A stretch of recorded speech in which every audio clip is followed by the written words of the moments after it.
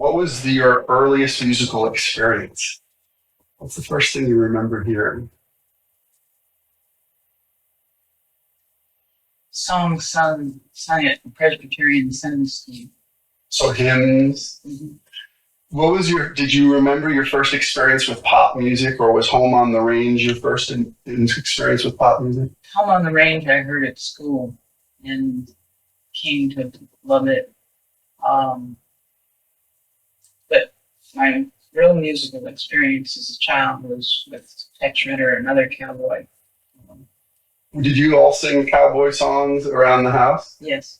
Did Gran sing cowboy songs too? Well, Gran sang them, but it was questionable whether she could carry a tune. Could anybody carry a tune? Bobby could carry a tune. Uncle Bob. Oh, that's interesting. Who went on to be a journalist, not a singer. When did you first sense that some of these songs that you learned in school and even the songs in the church had some historical or social significance? I think with the cowboy songs, the concept of the law and the enforcement of law on the frontier was told through these songs. Billy the Kid, the holding people to account, creating a system in which people could live and we could expand this country. Was that your first sense of justice? I think you might be. The first sense of justice I had was going to work with my father and seeing the corpse in action. He was a police reporter for the Miami Herald. He also loved grand opera. How old were you when he took you to the courts? I was first about 5 years old, and he would take me to work with him oftentimes. When you first saw La Traviata in Germany as a young girl, was that your first live musical experience on that scale? Yes. And what did it feel like when you were in the audience and the music was hitting you coming off the stage? It was fascinating, and I would see dress rehearsals as well, and to see how this production developed was always fascinating. Did you ever get to see the behind the scenes part, or it was always Yes. You did? Yes.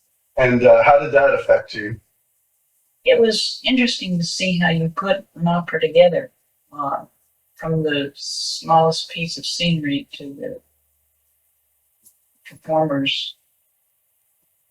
Performers are rather grand in opera.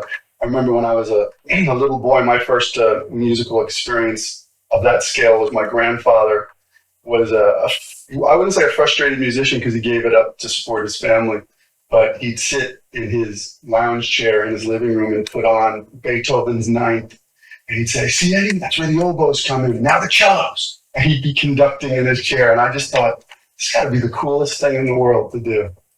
Well, I think it was fascinating for me to see, to listen to Peter and the Wolf and to figure out from the record how the songs developed. When your aunt brought Pete Seeger over and you all met him, how old were you then? I was about 6. Did at the time did you have were you aware of any of the significance of having who's now a musical legend, and he probably was back then too? He was then. That was very clear to us as we met him for the first time. And we also had the feeling that he cared about the law and freedom and liberty, and that it was good to act on that and sing about it and make sure that it was put into action. Pete then went on to found Sing Out magazine, which was my earliest musical experience in kindergarten. We had a very progressive teacher who decided that singing This Land Is Your Land and Peg and All, which is on the Song of America, were the thing to do. And so I thought, oh, everybody must have this experience. And it wasn't until putting together the Song of America I realized that not every school child has that experience to learn these songs.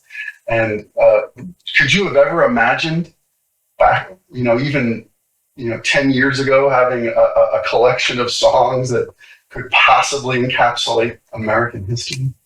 I think it's a goal we strive for and probably never really absolutely attain, because there's so many wonderful songs and pieces of song that can make the whole more beautiful. Truly. I know that I learned a great deal. I thought I knew a lot about musical history, and my friends thought I knew. They would come to me and say, "Ask Ed." Well, I got news for them. Ed learned a lot with the Song of America, and I hope that how wonderful it would be to get this into schools, and if possibly one more kid like myself gets influenced by hearing "This Land Is Your Land" or "Happy Days Are Here Again," and then says, "Hey, yeah, we should do something like this 50 years from now or something."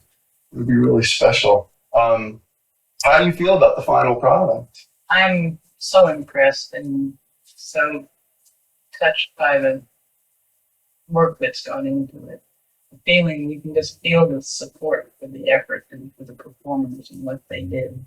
And those that ensured good productions were just marvelous.